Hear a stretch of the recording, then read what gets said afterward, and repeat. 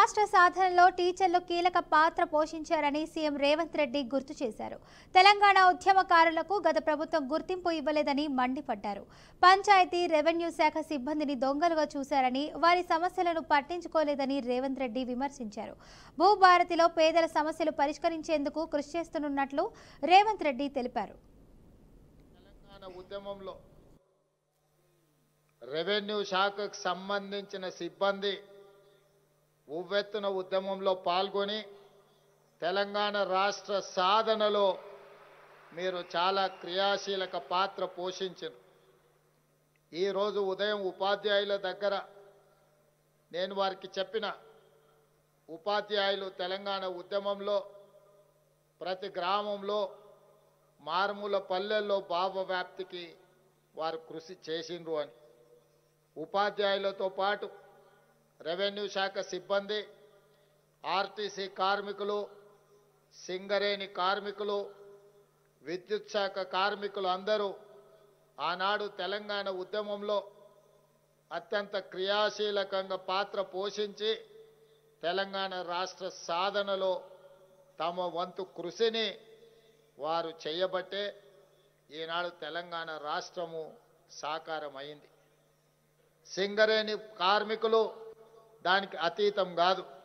అదేవిధంగా పంచాయతీరాజ్ శాఖకు సంబంధించిన వాళ్ళు కానీ, రెవెన్యూ శాఖకు సంబంధించిన సిబ్బందిని ఒక దొంగలుగా, లేకపోతే ఈ రాష్ట్రాన్ని దోసుకున్న దాంట్లో రెవెన్యూ శాఖ సిబ్బందే అత్యంత క్రియాశీలక పాత్ర పోషించింది అన్నట్టుగా ప్రజల ముందు మిమ్మల్ని దోషులుగా నిలబెట్టే ప్రయత్నం చేసింది.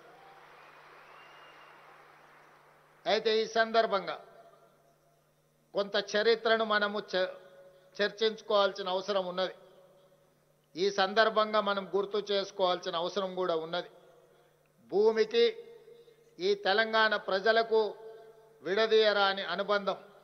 ఈ భూమి మీద జరిగిన ఏ పోరాటమైనా, ముఖ్యంగా తెలంగాణ ప్రాంతంలో జరిగిన భూ పోరాటాలన్నీ కూడా తండాలలో, గూడాలలో, మారుమూల పల్లెల్లో జరిగిన పోరాటాలన్నీ కూడా భూమి చుట్టూతోనే తిరిగినాయి. మరి గత పాలకులు కట్టిన కాళేశ్వరం కూలేశ్వరం అయింది కదా.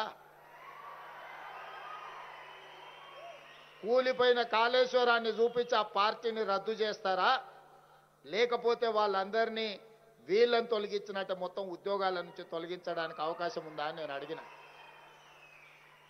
నిజంగానే చిన్నదో పెద్దదో తప్పు జరిగితే మొత్తం వ్యవస్థనే రద్దు చేసిండు. 1,00,000 కోట్లు ఖర్చు పెట్టిన కాళేశ్వరం కట్టడం, కూలడం 3 ఏళ్లలోనే జరిగిపోయింది.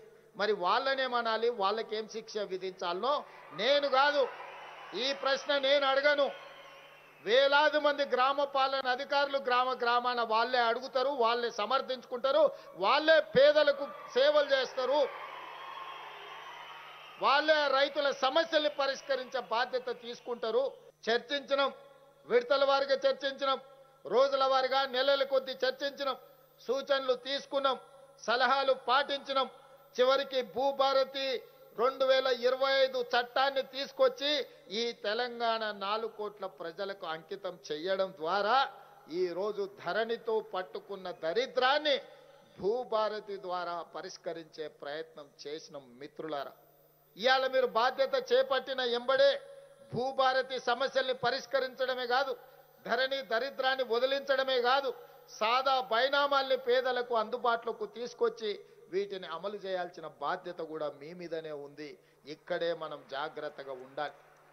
ఖచ్చితంగా మంచి పరిపాలన అందించి భూభారతి చట్టాన్ని అమలు చేయడమే కాదు, సాదా బైనామాలను కూడా ఎక్కడ వివాదాలకు తావు లేకుండా ఖచ్చితంగా మా గ్రామ పాలన అధికారులు అమలు చేస్తారని మంత్రివర్గానికి నేను హామీ ఇచ్చిన.